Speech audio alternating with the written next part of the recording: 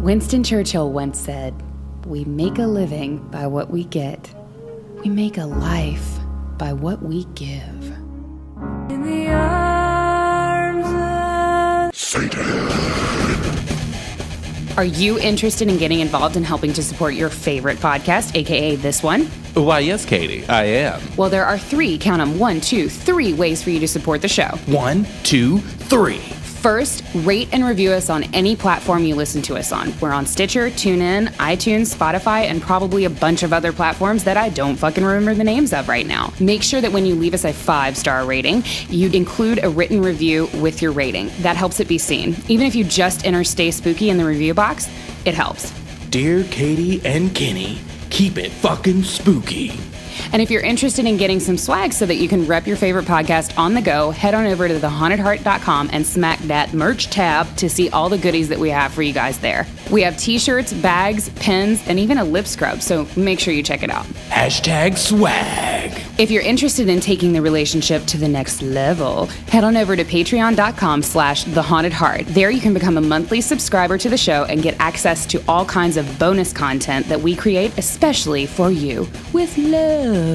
For $5 a month, I too became a blood sacrifice to Satan. So thank you guys so much for supporting the show. We truly couldn't do it without you. Thanks for listening. And as always, stay spooky!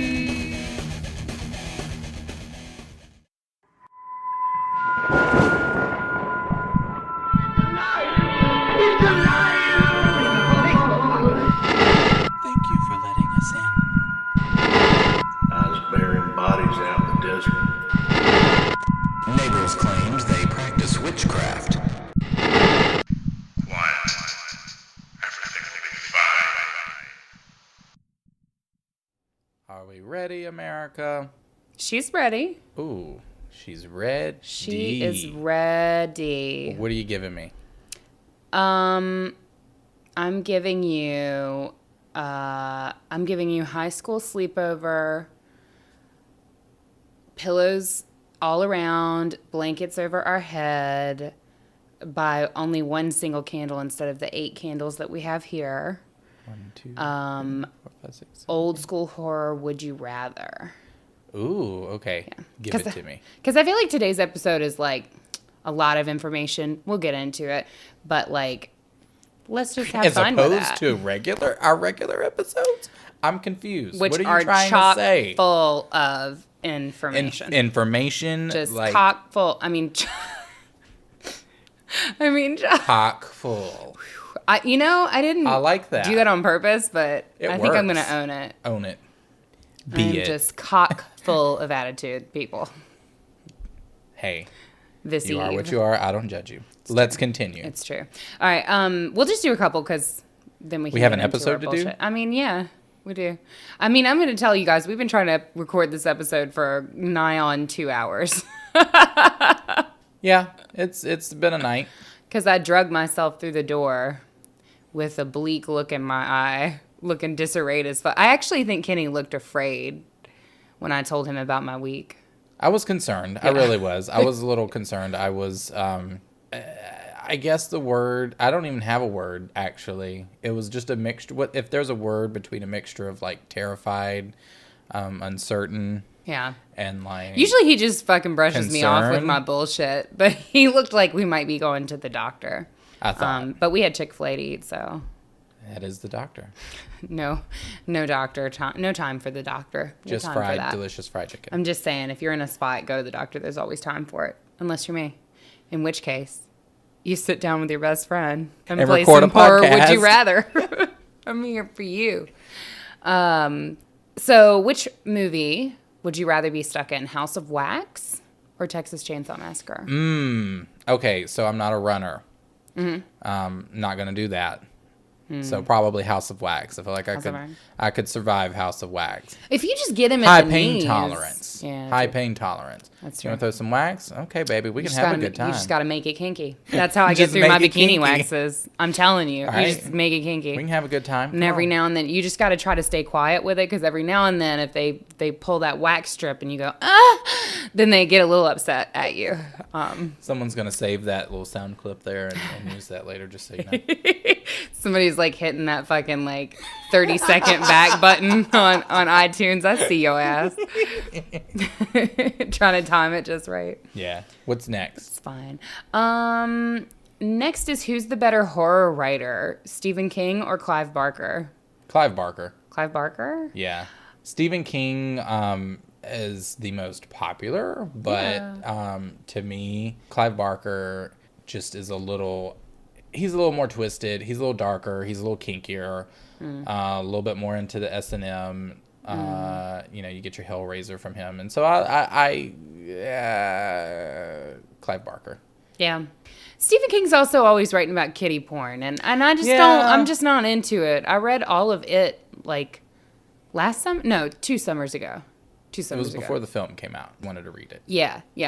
So I fought my way through it, and there are a lot of really good like scenes and stuff, and he is a great writer, but then you get all the way to the end and you just get like kind of slapped upside the face with some kid porn, and it's like it's not cool. Yeah. Nah, it's not okay. It's not all right. Which this one is an old one. This is the last one we'll do. So we're throwing it back, but maybe not quite as far back as today's episode. Which Edgar Allan Poe tale would you rather read? Would I rather read? The Cask of Amontillado or The Mask of the Red Death? Oh, The Mask of the Red Death. 100%. That's my favorite. Yes, fashion. The Mask of the Red Death is my absolute favorite Edgar Allan Poe tale. Just that, like, that idea of, like, there being, you're surrounded in death or with death, and everybody's dying all around you, and you're just living life in a fucking castle. I mean, I feel like that is, like, the goth, like, the heavily goth, super posh RuPaul Drag Race of its time. Right? Because everybody, you are just living, and everybody is gagging, literally. Gagging on their blood. Passing away. And there you are in the midst of it. I was always drawn to that one, too. Yeah, I've always loved that one. It's my favorite. It's a good one. That one, and no. Telltale Heart? Is that what the other one you're thinking of? Yeah, I just love I love mostly all of them, but the Pendulum, Pit and the Pendulum. Pit and the Pendulum is really good. Yeah, love the Pit and the Pendulum. If you like that one, there's a Ray Bradbury story that's called The Time Traveler, I think. It's about time travel. You can just Google Ray Bradbury time travel, and it's a short story about a guy who is outside of his time. I can't say any more than that. I'm not trying to be cryptic, and I do remember what it's about, but I just don't want to give any of it away. He goes to jail, but it's a unique kind of jail. So I was trying to get my I don't think I'll be able to edit that out. I was trying to get my notebook, my edit book open. Not because Katie I mean, you made me fucking nervous. He just reaches across the table for his edit book and just sets it closer to him, moves it 2 inches closer to his mic so that he can cut my bullshit out. No. When you need it. I hope you have an extra pen tonight. No, I just forgot to open it. It makes me nervous though. Now I'm nervous. I wasn't nervous before. Oh no. Yeah. No. Well, there's nothing to be nervous about because we have a new patron. We do have a new patron. Holy fuck. Holy shit. Hold on. Let me do it right. Fuck. So this is really exciting, you guys, because we are getting closer and closer to our next level on Patreon. Like, I'm talking next level. We are super duper close to our next Patreon goal, and our next Patreon goal means that you get more us. You do. You get more bullshit all up in your ears. No. So when we hit our next goal, what we want to do for you guys is produce a twice-a-month podcast that will be more horror-based. So you guys who really like the horror episodes, like the All Up in Those Horror Guts series that we do, if you really like that, you will love this because this is like more specifically horror film focused. Yeah. And we're not going to tell you the title. Yeah, I'm not going to tell you the title. I'm not going to tell you anything about it other than that it's us and specifically horror movies, and it's not like true crimey or any of those other things that we're bringing in. It's a little bit more focused, but super fun. And it's a like little, sleepover status. Yeah, and a little more bite-sized too. Yes. So it'll be fun, like you said, sleepover stuff. So that's at least twice a month that we're going to be doing those once we hit that goal. Exactly. Instead of having 4 episodes a month on a regular month, you will have 6. Thank you for the math. Which will be amazing, right? Right. So if you want that, you can head over to patreon.com/thehauntedheart and hit up our Patreon. There's a bunch of different tiers, so yeah, there's lots even of a dollar cool gets shit. you into the Patreon, and $1 will make us holler. it will 100%. I would do it. I almost screamed directly into the mic. I have lost touch with reality. Anywho, That's fine. you know who's trying to bring me back? Nan G. Nan G. Nan G is trying to bring me back. She's hitting that G spot. She is. She's hitting that. I'm gonna have her name tattooed on it. Oh Nan. Oh Nan. Nan is our newest Cannibal Cult member. Woo! And she told us this week on the Facebook group that she became our fucking patron instead of getting her sister a Christmas present. So I said, girl, you know what? I'm going to give your sister a present. So we lighting 2 candles today. We lighting a candle for Nan, and we lighting a candle for your sister, girl. So we have, of course, dressed our candles with good intentions for you and for your sister. Lots of healing, white light, and energy. And no resentment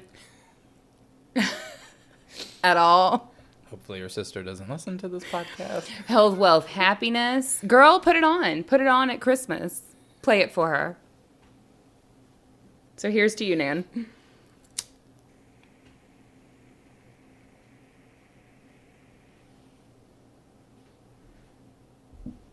And here is to Nan's sister.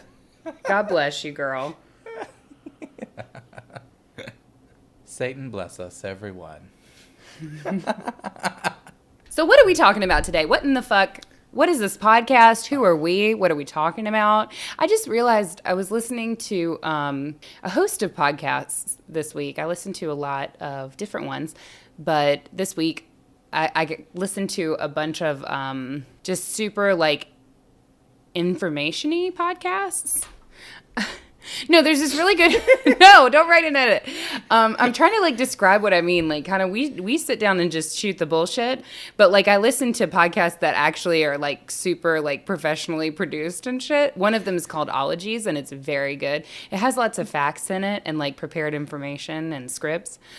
But Are we talking about what they're talking about? Or are we No. talking about what we're talking about? No. They always like say the name of their show at the beginning of their show and like introduce themselves every week. And I realize that we never fucking do that. We literally just start talking to people. Well, I suggested doing that one time, and you told me no. Probably did. You were like, no, so-and-so podcast does this, so we can't do it. Insert the fucking sound clip of me being like, no, that's terrible. It's a fucking awful decision, Kenny. No, but I did realize that we never do that. And I'm not going to change. So, look, it's going to be one of those episodes. You're just going to have to deal with me and my meandering ass, but I promise you, you'll have a good time. Ah, Yule. Yule. That's what we're talking about today, folks. In my heart. If anybody gets that reference, not doing they're that. my soulmate. We're not doing that. Yes, we're talking about Yule. We're not doing that. We're talking about Yule instead. Yes. Because it's Yule time. It is. It is. It is the time where we are in midwinter, and the winter is mid. Great. We super prepared for this episode. No, it's the time when all of the Christians steal all of the pagan iconography and put it in their fucking homes and pass it off as Jesus' birthday. Wait, what time of the year are we talking about? Now, Yuletide. Oh. I December. figured that was just with everything. Oh, well, you know, it happens. Yeah. No, Yule is when the dark half of the year relinquishes its power to the light half of the year. And it's traditionally held around the winter solstice, which is the longest night of the year, as we all know.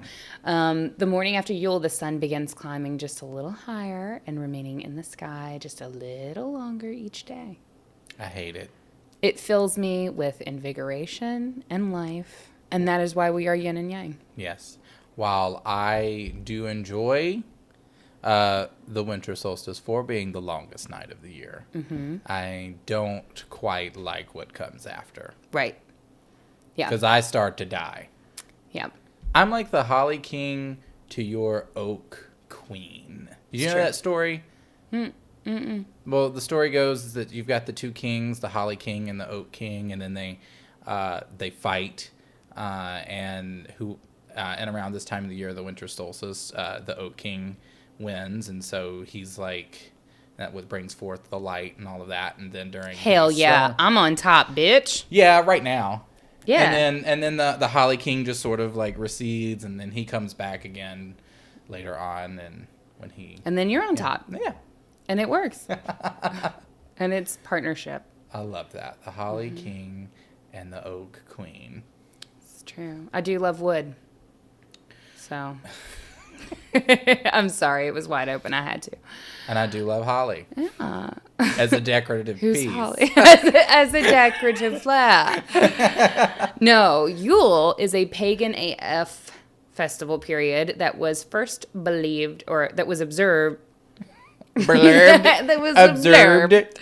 That's what I get for trying to sound smart. No, Yule is supposedly first celebrated by Northern European Germanic people sometime during the 4th century. Ah. Yeah. My father's It's a nice people. factual sentence for you. So the period of Yuletide, which lasted about 2 months, beginning sometime in mid-November and ending in early January, was closely connected to the ancients' practice of the wild hunt. The Norse god Odin. Wow, wow, wow, hunt. Sorry. Is that a thing? Is that a song? Or did you just make it a song? Like Rihanna's Wild Thoughts. Oh, Wild, okay. Wild Hunt. Hunt. Okay. Hunt. All right, fine. Catch up? That's fine. Okay. I'll write a note in my edit book. So Yule is closely connected to the wild hunt, to the Norse god Odin, and to the pagan and Anglo-Saxon festival of Modranich. Who? I think it's Modranich. Modranith. Yeah. Okay. Neat. I think Neat? I don't think Teat. you have to hit that T that hard. You don't have to hit the T? neat. Like you've been drinking a little bit and you just kind of slur and If I'm slide drinking, into I'm it. just not gonna say the word. It's true. It's true. There are a lot of words in this that are difficult, so please be gentle. Twitter. Twitter? Twitter. That's where we get all our corrections. Oh yeah, that's true. Yeah. Just why we're not on it. Right? Bye. Yes. So interestingly, right around the period that you start getting your Starbucks drinks that are holiday themed is when you'll start. But not holiday spice, not this fucking year, because they hate me. And they know I'm struggling. And I need don't it. like the holiday drinks from Starbucks, really. The only really like hot drink that I like is the white chocolate mocha. The But white that's year chocolate round. mocha's, yeah, white chocolate mocha's pretty good, but I like, and this one isn't festive either, really, I guess. But I've been on like a flat white with like 2 pumps of cinnamon dolce kick. Yeah. It's really good. It's got Yeah. like that, like it kind of tastes like drinking the water in the bottom of your oatmeal. You know what else is really good? It reminds me of the fall time is the iced chai tea lattes. I haven't had one of those. Those are good. Great. Good, I'm glad. This has Starbucks, been we sponsored are by not- Starbucks. We are not sponsored by Starbucks, but Starbucks, you can leave that motherfucking Coin on the coin, dresser if you're appreciative. or gift card on the Gift dresser. card. Here's a gift card to never talk about us ever Please again. don't. Please just don't. Please, God, don't. So, the Wild Hunt, I'm back on it. I'm back on task. The Okay. Wild Hunt was a ghostly procession in the winter sky led by Odin. The Wild Hunt typically involved a ghostly or supernatural group of hunters passing in wild pursuit. The hunters were either elves or fairies or the dead, who were known to be increasingly active in the realm of the living during Yule, which I think is kind of interesting because, like, the holidays or Christmas or Hanukkah or whatever it is that you celebrate are always, it's kind of like a time where people are a little bit more focused on family and they kind of like draw together, a lot of people, whether that's a good thing or a bad thing. And so I think it's interesting that even going this far back to this idea of the wild hunt, it's a time when the dead, when your ancestors are increasingly active in the realm of the living. So it's almost like it kind of starts around Halloween and it carries through to Yule time. Yeah, well, we all know that solstices, throughout the year are always like very powerful points, especially in connection with the spiritual realm. But what makes it so interesting for this time of the year is, like you said, because what we know, the Christmas that we know and that we celebrate secularly today is very family oriented, commercially driven family, but also commercially and family driven. And a lot of times, like, you get, especially from where we're from, Christmas is very like, this is Jesus's birthday. Little baby Jesus was born on Christmas. Yeah. In that manger next to the donkeys and the hay. That's where he was born. Itchy. So itchy. What? It makes me itchy. You had your baby in the hay? It doesn't, I don't think, that's got chiggers, baby. Sorry, that was Starbucks. Please cease and desist. Did we get a cease and desist letter? No. Okay. Not yet. I'm waiting on it. Maybe next time. Waiting on it to come in. Hit that P.O. box. But like I was saying, just to get back on track here, a lot of people think that it has a very religious meaning, which it has gotten. That's not where it started from. But what we know today is very family and religiously centered, so it's interesting to sort of delve into that whole spirituality part of Christmas, that darker part, that mystique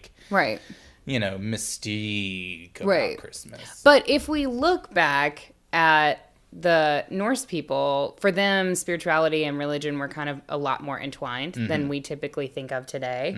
And so for them, people who encountered the wild hunt, like, that was a religious experience. Like, it was the two were the same thing, Yes.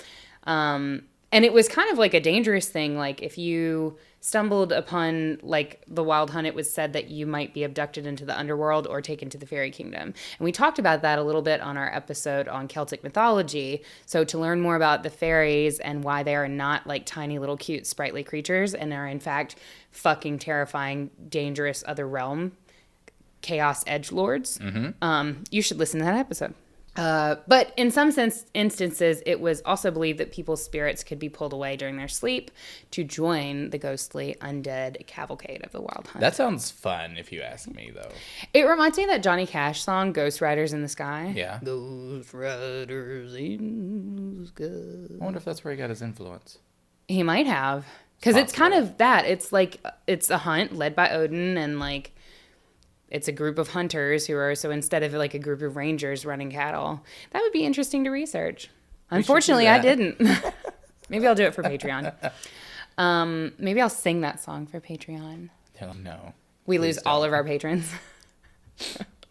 So the tradition of Yule also has connections to Modernich, right? Our favorite word that I'm totally pronouncing wrong, I'm sure.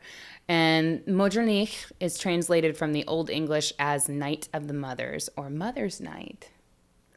All right, Mommy's Night. Mommy's Night. And it's not where Daddy babysits and Mommy goes out to the club. No. It's actually a festival that was held by Anglo-Saxon pagans on what is now known as Christmas Eve, and is reported by historians as having taken place in the early, 8th century.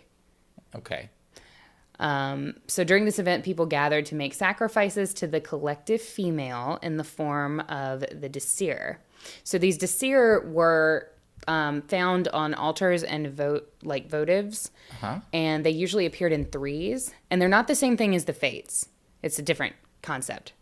But they appeared in trios, so think like the triple goddess, the maiden, the mother, and the crone. The three different kind of like, not rites of passage, but the three different like stages of womanhood, right? The concept of the Disir is really, really interesting. So in Norse mythology, a Disir is a ghost or a spirit or a deity that is associated with fate. So they're not the same thing as the Fates, but they're kind of fate adjacent, who can either be malevolent or antagonistic towards mortals. So they sometimes act as protective spirits of Norse clans. So sometimes like a particular clan would be claimed by the Disir, and like they would kind of be their like spiritual like mascot people. Like a totem. Right, yeah. But like an active totem, like a totem that takes an active role in like making sure they fuck everybody else up. My kind of totem. Right. A hands-on totem. Hands-on, exactly. So their original function was possibly that of fertility goddesses who were the object of both private and official worship, and their veneration may derive from the worship of the spirits of the dead. So the Disir, like the Valkyries and the Norns and the Vetir, if you know anything about Norse mythology, they're almost always referred to collectively. So it's kind of cool that, for me, that was something that I didn't know. And I knew a fair bit about Yule. It's not super complicated. But I didn't know that it was connected to this idea of like the collective female. And that kind of has, through the holiday season, ever since I did this research, it's kind of like brought me a little bit closer to feeling like in the mood. Because I'm kind of like, oh, like back in the day, we connected this to like womanhood and like... Well, it's interesting that you mentioned sort of empowerment. that aspect of three in reference to, like in Christianity, like the three wise men, which is, if you know, Christians weren't aware, is a completely pagan idea. Right. But that's an interesting connection. Right. Yeah. Between the two and the you know and the number three. Yeah. So. They were three wise women, though.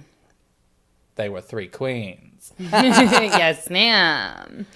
Gold, frankincense, and myrrh. Right. Welcome to the stage. Welcome to the manger. To the manger. So obviously there are other more familiar aspects of Yuletide that have been adapted into modern day celebrations. The Yule log, the Yule goat, the Yule boar. The log. I want to know the family that has like a Yule goat. They're still fucking bringing that motherfucker in and slitting his throat, cooking him. I may know a family. we could be that family. So the Christmas tree and all those other Christmas traditions stem from the what tree? The Yule tree. Exactly. Well, I was connecting it to the idea of the Christmas tree. You know what was really interesting when I was researching for this topic, as I always do for our topics. But do you know there's a passage in the Bible that is actually specifically against or tells people to not like do Christmas trees. Christians. Really? Yeah. So that's kind of cool. Yeah. So what it tells them is essentially that it tells you not to follow the ideas of paganism. I'm just summarizing the passage here. For they like cut down trees and bring them into their homes and adorn them with silver and gold. Interesting. Silver and gold. Yeah. And so it's like, don't do that. And then, oh, look. Putting the Christ back in Christmas, y'all. You are the war on Christmas. You are coming at this hard. Listen, no, I'm just saying, you know, me and Christmas don't have the best relationship. So I'm just trying to expose it. Look, I'm just talking to all the Mrs. Claus out there. I'm just saying pussy power here at Christmas. And I'm trying to uncover the truth. On the hunt for the truth, capital T. Well, you might like this truth that I'm about to drop on you about Yuletide celebrations back in the day. They're a little bit different than nowadays. So nowadays you gather around the table with your Aunt Kathy and your Uncle Jim. And everybody catches up on the year because y'all ain't seen each other since last motherfucking Christmas or since Thanksgiving. Yeah. There's always that awkward, like, conversation. I don't know if, I'm pretty sure most families go through this, but, like, with me, it was always, and you know this because you've been to several functions. It's just like, have. how's Katie doing? How's your friend? Yeah. And I'm like, she's good. She's good. All right. All right. Okay. I remember those Faggot. days. I remember those fucking days when your family used to look at me like I was the only fucking shade tree on the playground were the in the goal. middle of goddamn July. Like they looked thirsty as hell. And I knew every time we walked in there I was like, man, I'm just trying to get some deviled eggs. Just trying to get some food. Thank you for your support, though. You know, I do what I can for you. You know, I do it for you. So it's different than that back in the day. It was a lot more fun. It was a lot more on brand for us. Okay. So researcher M. Lee Hollander, Emily Hollander. my source for this. Emily Hollander's got a colander. That was so fucking dumb. Whew, that was a lot. That was heavy. I did that thing where I'm funny. Wow. You really enjoyed that. I really did. I think we ought to give him a moment, guys. All right, continue. So, my unnamed researcher, who cannot be named, provides a description of ancient Yule practices in ancient Norway as thus. It was custom that when the sacrifice was to be made, all farmers were to come to the heathen temple. Oh, I love that. The heathen temple. Can that be the name of our club? Like capital H, capital T? What the club? Heathen Temple. The one we're going to make. Okay. The Heathen It's the Temple. name of our new Patreon. Is that what we're going to call the Patreon from now on? Can we call it the Heathen Temple?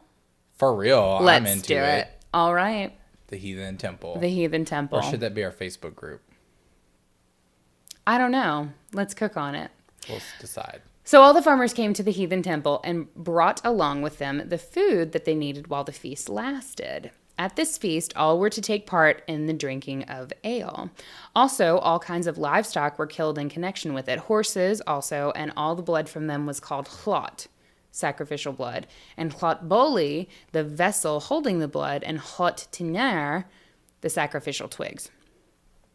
They were fashioned like sprinklers, and with them were to be smeared all over with the blood the pedestals of the idols, and also the walls of the temple within and without. And likewise the men present were to be sprinkled with blood. But the meat of the animals was to be boiled and served as food for the banquet. Fires were to be lighted in the middle of the temple floor and kettles hung over them. The sacrificial beaker was to be borne around the fire, and he who made the feast and was chieftain was to bless the beaker as well as all the sacrificial meat. Who's cooking all this meat? Sounds kinky, right? Hey, I'm into it. Right? I'm about it. You'll definitely have a good time. Right. You'll have a ball. You'll have a ball. So Hollander's notes continue that after the feast, toasts were to be drunk. And the first toast was to Odin Yay, Odin. for victory and power to the king. And the second was to the gods Njord and Freyr Freyr. for good harvests and for peace. Peace. Peace. I'm not sure what peace was. Good harvest and for peace. I bet he's pieced off that He you fucked might his be. name up. Ooh, we gonna have to talk later. I'm sorry, honey. Woo. And the third toast was a beaker to be drunk to the king himself. After these three toasts, many more toasts were drunk to the memory of departed kinsfolk called Minnie. Pours a wine goblet out onto the Called stone Minnie. floor. Minnie, So like they Minnie were Mouse. very drunk. One for my homie. Am I right? Yeah, Just pouring the wine goblet out on the floor. for real. Onto this fucking stone. So yeah, I mean, it sounds like a party. And even though I don't necessarily need the words to say that there were orgies, there were orgies. Oh, yeah. We got men sprinkled with blood. It's happening. Yeah, that... It's happening in the heathen temple. We all know it. Emily Hollander Did just you doesn't not- want to make anybody blush. Because you know, if they were bound to be naked in order to be Oh, 100%. in Like, blood. if anyone So- was imagining clothed men being sprinkled with blood, please find the exit now. Yeah. Like, I'm seeing, like, chests. I'm seeing good, like, droplet sprays of blood. Mm-hmm. I'm seeing a spray of a blood on, like, a bearded jawline. Yes, God. Yes. Yes, Oh. Odin. So that's a nice little toast that you can do with your family. I mean, if you want to. Hey. You can leave the blood part out. Or not. Or not. Yeah, so she's a party. Yeah. It's a I'm party into it. happening in ancient Norse tradition. Yeah. But probably what all of our listeners are a bit more familiar with is the Celtic pagan tradition of Yuletide. So that's what Are they? I mean, I'm imagining. That's Okay. what most people. And 'Cause then I'm again, not. then again, our listeners are not. Most people. True. But that's kind of what everybody thinks of when they think about Yule. They think about Kenny and my ancestors back in the day when they used to celebrate Yule. So, a very long time ago, little Celtic you and little Celtic me would celebrate Yule by lighting bonfires in the fields. A very angry me. You be the firelighter. Fucking bitch. Got me over here trying to start this goddamn fire. She's sitting up there, that motherfucker got in her fucking fur. She's sitting around there. I'm over here. And she So took true. my fucking fur. Fucking bitch. This goddamn shit won't light, motherfucker. And then it just sets ablaze. So bonfires were lit by a very angsty Kenny. Crops and trees were wassailed with toasts of spiced cider. And this is all in celebration of your Oak King, to kind of like lend him strength as he, fights for bringing Fights for the sun light. back. Right. Fights for the Fight light. for the light. To To party. grow crops. Like, I don't know what you wanted from me. I don't know either. I wanted to give you the assist, but children, little Celtic children, were escorted from house to house. That sounded with- creepy. The little Celtic children were escorted from house to house. They were. They went from house to house with gifts of To be slaughtered! No, to give people clove-spiked apples and oranges and Oh. cider. And they laid them in baskets of evergreen boughs and wheat stalks that were dusted with flour. I'm gonna tell you what, I love a good cider. Mm-hmm. Ancient Kenny was probably like All about the fucking all about cider. the fucking cider. Cider? Did I Cider. fucking... I know, but I'm just having a stroke throughout this episode, so I just want you to know. Oh, honey, your whole life's a stroke. True. So, especially right now. So the apples and the oranges represented the sun in these baskets, and the boughs, the evergreen boughs, were a symbol of immortality. The evergreens were sacred to the Celts because they did not die in winter, thereby representing the eternal aspect of the divine. The wheat stalks portrayed the harvest, and the flour that they were dusted with was accomplishment of triumph, light, and life. Holly and ivy not only decorated the outside but also the inside of homes in hopes that nature sprites would come inside the home and join in the celebration. And a single sprig of holly was kept near the door all year long as a constant invitation for good fortune to visit the residence. So if you forget to take down your mistletoe or your holly, you're just Wait, is it the following same thing? the old Holly ancient- and mistletoe the same thing? In my mind, it is. Here it is. Interesting. I think it is because it looks the same. Yeah. It's shaped the same. Mistletoe berries are poisonous, though. I think holly berries are too. Oh. I don't think you're supposed to eat them. And the plot thickens. Suspicious. Suspicious. So mistletoe. Oh, they're not the same. That's what happens when you don't fucking pre-read your show notes, dude. So we keep the holly up year round, but mistletoe was hung as a decoration to represent the seed of the divine. And at midwinter, druids would travel deep into the forest to harvest it. So I think holly is like just ragulum mistletoe, like basic mistletoe. And Ragula. mistletoe is like that good, like that deep in the forest So good. mistletoe will kill you. Yes. Holly, jury's out. Not sure. If you've been killed by mistletoe or Holly. holly berries, Send an email to stayspooky@thehauntedart.com. So nowadays, neo-pagans do everything differently, as the whole point of the religion is to have your own individualized experience of spiritualism, which we are totally on board with. But in most forms of modern-day Wicca, Yule is celebrated at the winter solstice as the rebirth of the great horned hunter god, or the oak king, whatever term you want to use, who is viewed as the newborn solstice sun. Yeah, I'm into the horned god title. I like that. The horned god. Love it. Yeah, it's cute. He's real cute. And I like that he brings that warm weather with him, girl. So this year, you can celebrate Yule on the winter solstice, which is December 21st. And it will actually end... Is that a Friday? Yeah. Okay. Yeah. It is. And it will actually end on January 1st of the new year. So what do you have for the Yule episode? Well, see, I just thought that you'll do all the work. I didn't research Yule. Oh, you wanted a twist. Oh, you wanted a twist. You thought That's you what you thought this said. was a Yule episode. Oh.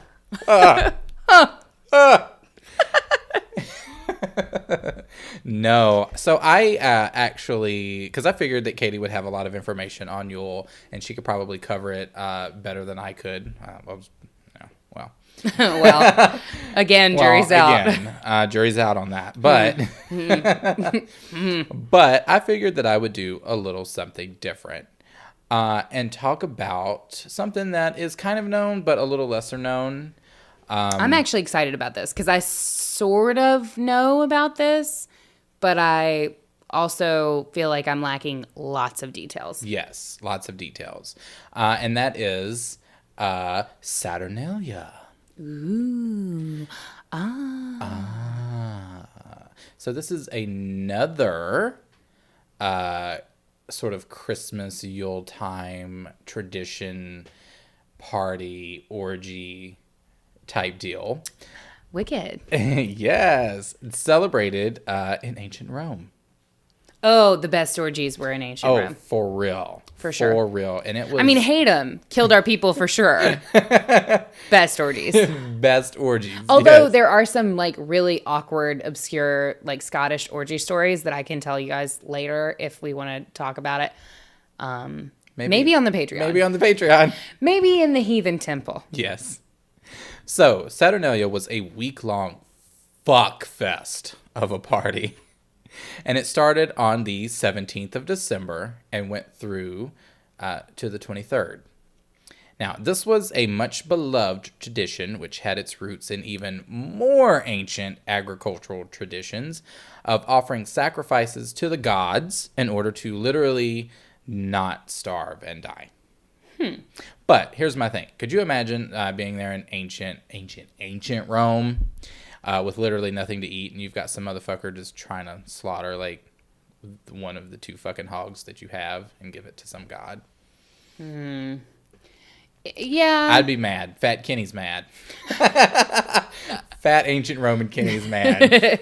It's actually still Celtic Kenny, but he was just captured by the Romans and brought back to Rome, and now you are fucking mad as shit because it's much warmer there than you're used to, and people are slaughtering your fucking fucking hog.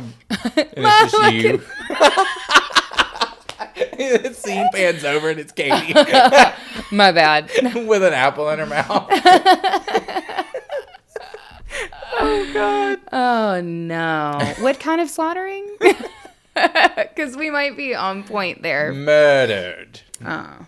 All right. Like figuratively? I'm talking spit roasted and not in the good way. Darn. But...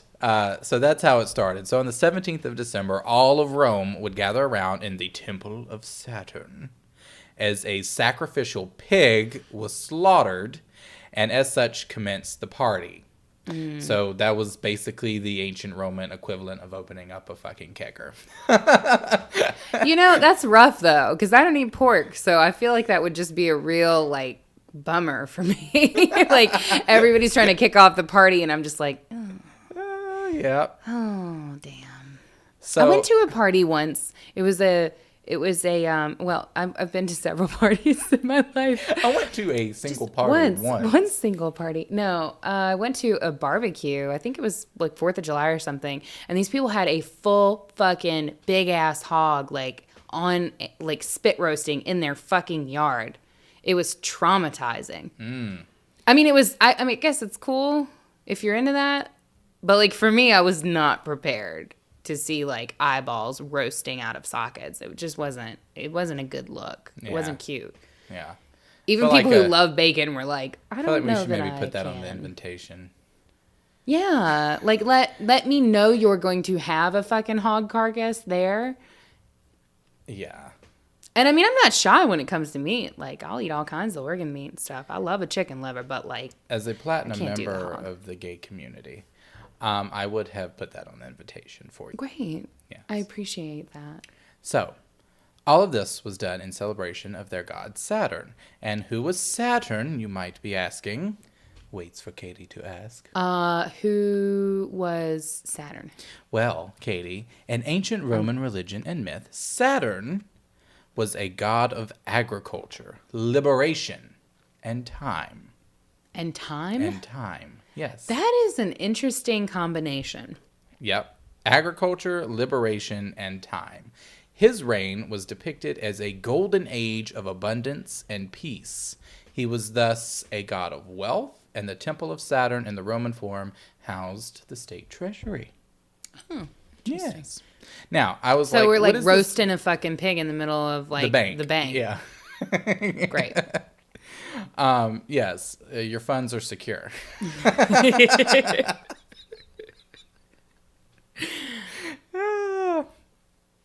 Golden Age. You're having I a was great like- time this episode. I just really have am. to say, you're just really I'm enjoying having it. fun. I'm enjoying this Good. episode. The Golden Age. Something I was interested in. So I did a small bit of research on it. Denotes a period of primordial peace, harmony, stability, and prosperity. During this age, peace and harmony prevailed. People did not have to work to feed themselves because the earth fed them itself. Like, And they were provided food in abundance. They lived to a very old age with a youthful appearance, eventually dying peacefully with spirits living on as, quote, guardians. What the fuck happened? yeah, that seems. How long ago was that? A long time ago. Okay, in a galaxy We're not. I far, think we're far in away. like the fucking Bronze Age now, because it goes from like Gold Age, Silver Age. Oh, and, it goes down. Yeah, it goes down. It gets shittier. So yeah, it gets shittier. We're in the Oh. fucking Rusted Age Great. now. Fucking. Broke down, bitter son of a bitch age right now. So listen, Katie, when I tell you this, I was minding my business, trotting along the interwebs. So imagine me, complete Dorothy fantasy, pigtails, blue gingham pinafore dress, I love it. And the full beard. full beard, Into yeah, it. red patent leather platforms, and I came across a sign that said, Saturn Death Cult, this way. And I peered down Well, the path. you don't have to tell me twice. And I peered down the path and saw naught but darkness and chaos. I was standing at the edge of a great precipice, like a gaping maw, just ready to consume all ye who decide to fall into it. As my brow began to perspire and my heart started racing, I could hear the screams from those who came before me, echoing inside this empty pit of blackness. But I had somewhere to be, so I bookmarked it for a later day. God damn it. Anyway, Saturnalia has been described as a precursor to what is known as our modern day Christmas. And there was a poet by the name of Catullus? I don't know.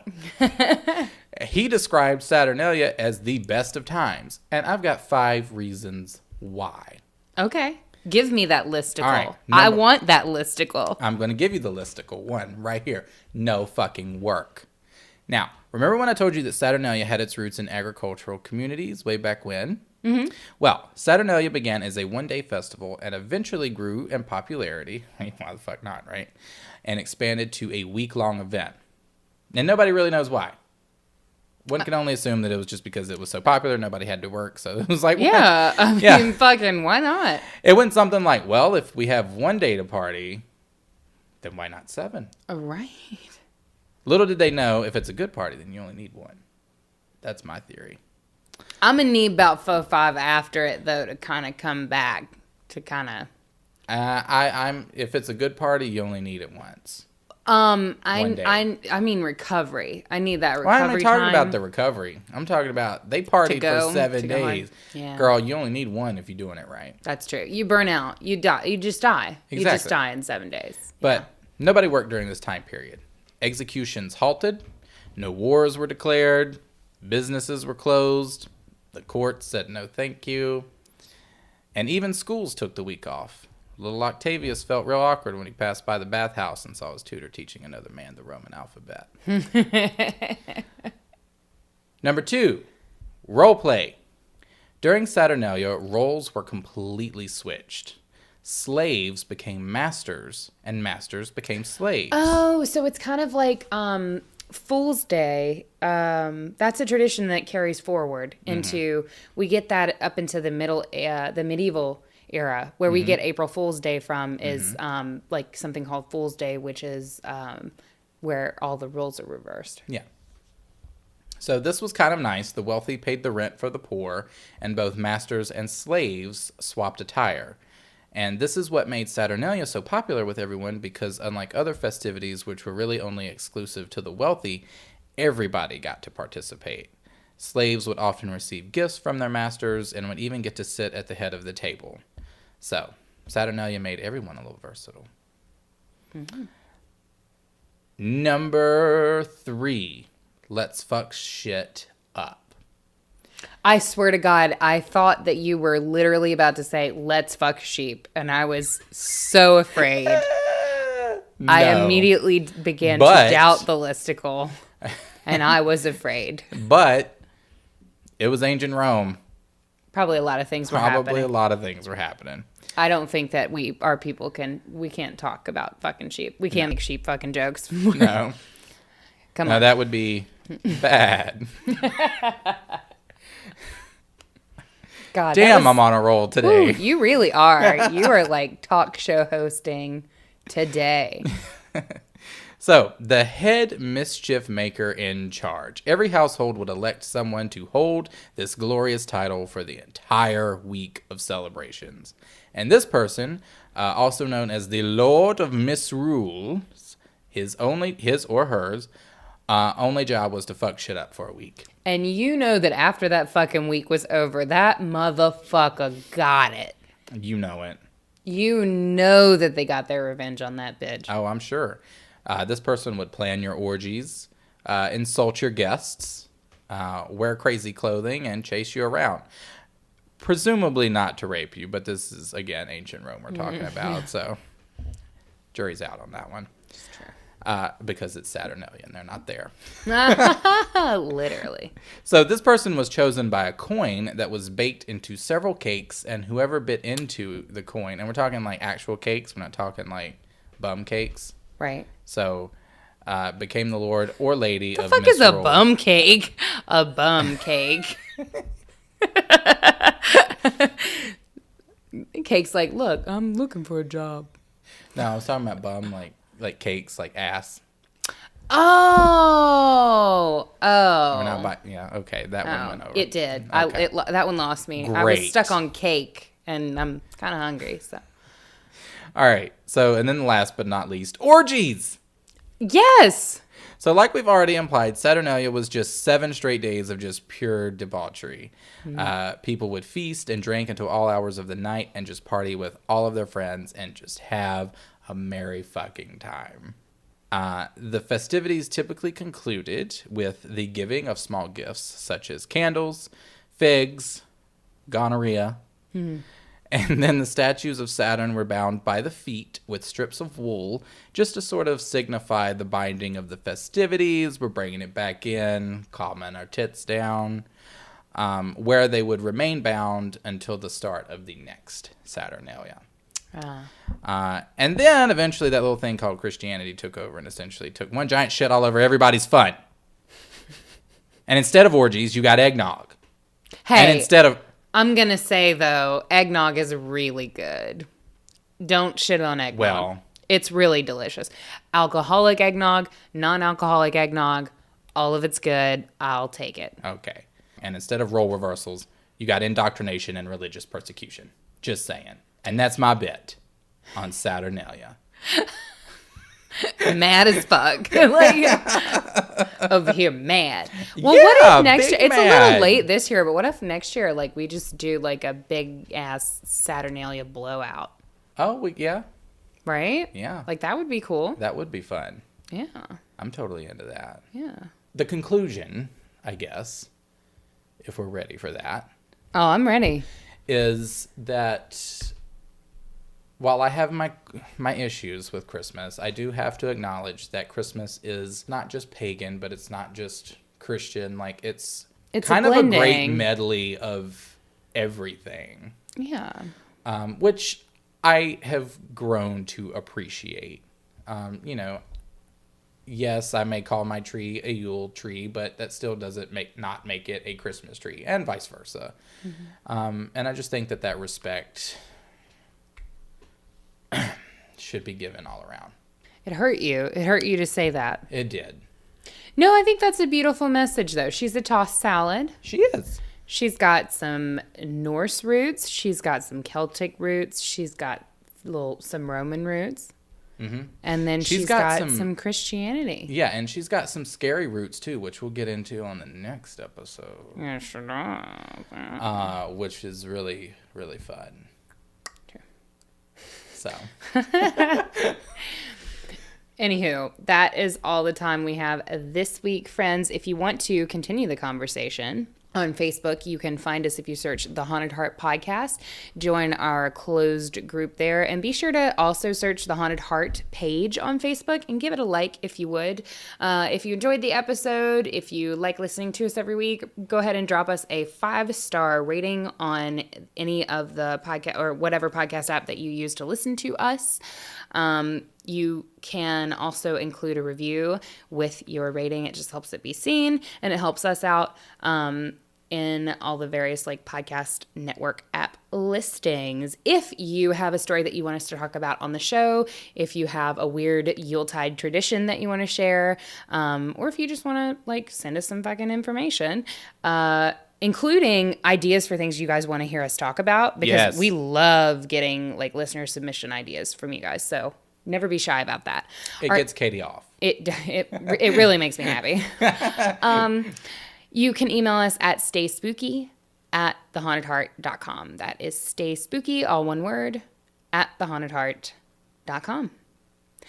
And I think that is it. We mentioned the Patreon at the top of the episode, but if you want to find us there, we're patreon.com/thehauntedheart. On Twitter, we're at The Haunted Heart. On Instagram, we're at The Haunted Heart Podcast. And I think that's it. That's all, folks. That's all, folks.